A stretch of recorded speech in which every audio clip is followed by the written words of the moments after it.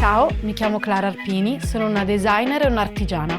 Ho fondato Nodo 2014, un brand con cui recupero e creo oggetti d'arredamento, soprattutto sedie e sgabelli intrecciati a mano. Vedere le mie collezioni pubblicate su varie riviste di settore mi ha fatto molto piacere, come collaborare con architetti e professionisti, tra cui Stefano Cerruti e Francesco Faccin.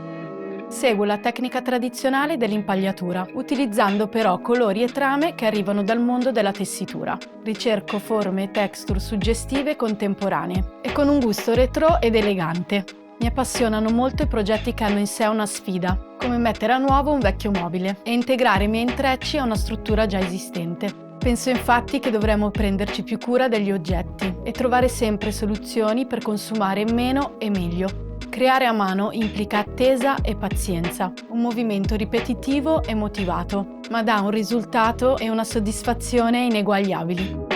In questo corso Domestica ti insegnerò come rivestire una struttura con fili di tessuto, mostrandoti i principi fondamentali dell'arte dell'incordatura. Per il progetto finale restaurerai una seduta, ridandole stile e personalità.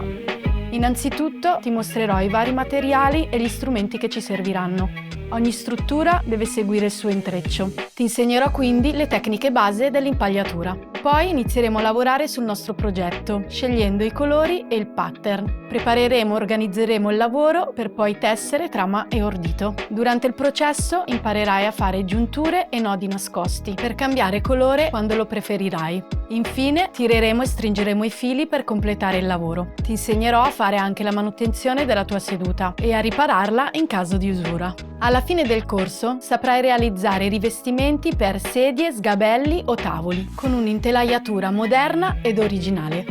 Impara l'arte dell'incordatura e ridai vita ad oggetti antichi.